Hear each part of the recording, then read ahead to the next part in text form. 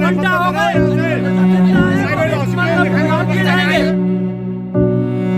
जब कितने लोगों की मौत हुई? कम से कम 100-150 आदमी चले गए यहाँ से, 200 के लमसम चले गए। हॉस्पिटल में ऑक्सीजन हमने कैच के लाया, इनमें सांस चल रही है। हाथरस में सैकड़ों लोगों की जान चली गई, जिसके बाद उस कांड के पीछे कौन साजिश करता है इसकी तलाश की जा रही है।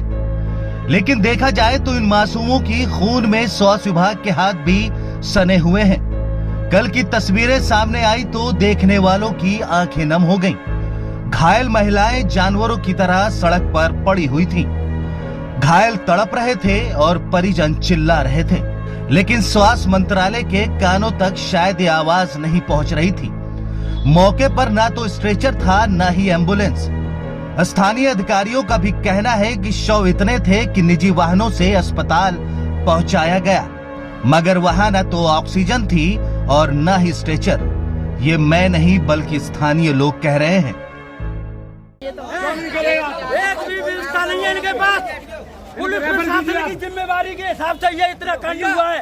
पुलिस प्रशासन ने एक रोड जो बंद था, जाम लगा हुआ था रात 11 बजे से, वो जाम खुलवाया पुलिस प्रशासन ने, और उसकी वजह से ये दुर्घटना हुई। 100-150 चले गए। जब कितने लोगों की मौत हुई? कम से कम 100-150 आदमी चले गए यहाँ से, 200 के लमसम चले गए।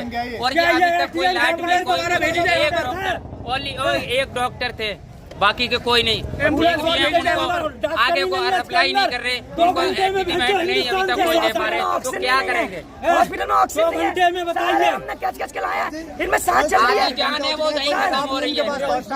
1.5 घंटा हादसे को हो गया, अभी का कोई सीनियर ऑफिसर यहाँ पे मौजूद नहीं है, न कोई सीनियर डॉक्टर यहाँ पे। सीएमओ साहब अभी तक आए नहीं है। इस वीडियो को ध्यान से सुनिए। स्थानीय लोगों का कहना है कि स्वास्थ्य व्यवस्थाएं ध्वस्त थी। हाथरस उसी यूपी में आता है जहां के स्वास्थ्य मंत्री या कहे कि डिप्टी सीएम ब्रजेश पाठक अपने विभाग की तारीफ करते हुए नहीं थकते हैं, लेकिन हाथरस में उनके सभी दावों की पोल खोल गई। मौके पर न तो ऑक्सीजन की व्यवस्था है, न ही पर्याप्त मात्रा में डॉक्टर। हद तो तब हो गई जब घटना स्थल पर 24 घंटे बीत जाने के बाद भी स्वास्थ्य मंत्री ब्रजेश पाठक नहीं पहुंचे। हालांकि मुख्यमंत्री योगी आदित्यनाथ ने पूरे मोर्चे को संभालते हुए खुद हाथरस पहुंचकर मरीजों का हाल चाल जाना और स्वास्थ्य सेवाओं के बारे में जानकारी ली और पूरे मामले को किसी तरह मैनेज किया। इस दौरान सीएम योगी के साथ मंत्री संदीप सिंह, लक्ष्मी नारायण चौधरी और असीम अरुण मौजूद थे, लेकिन सूबे के स्वास्थ्य मंत्री ब्रजेश पाठक नादारद थे। वहीं आज ब्रजेश पाठक का एक वीडियो सामने आया है, जिसमें देखा जा सकता है कि उत्तर प्रदेश के deputy CM Brajesh Pathak BL संतोष से मुलाकात करने पहुंचे।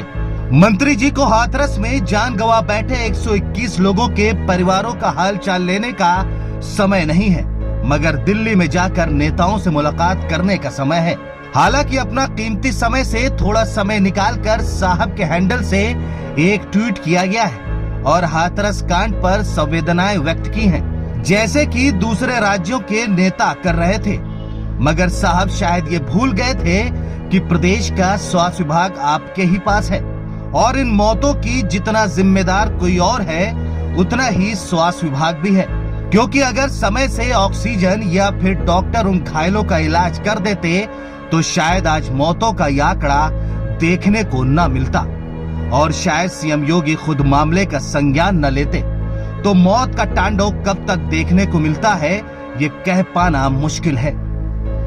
बहरहाल 24 घंटे बीतने को हैं, लेकिन स्वास्थ्य मंत्री के कानों तक हाथरस में मचे मौत के तांडव की आवाज नहीं पहुंची है। शायद इसीलिए कल से एक ट्वीट के बाद उनकी तरफ से कुछ नहीं कहा गया। खैर, अब सवाल यही है, क्या ट्वीट से लाचार स्वास्थ्य व्यवस्था ठीक हो जाएगी? क्या उत्तर प्रदेश की स्वास्थ्य व्यवस्था सिर्फ सोशल मीडिया पर ही चल रही है? सवाल कई हैं, लेकिन जवाब एक भी नहीं है। Bureau report, the leader Hindi.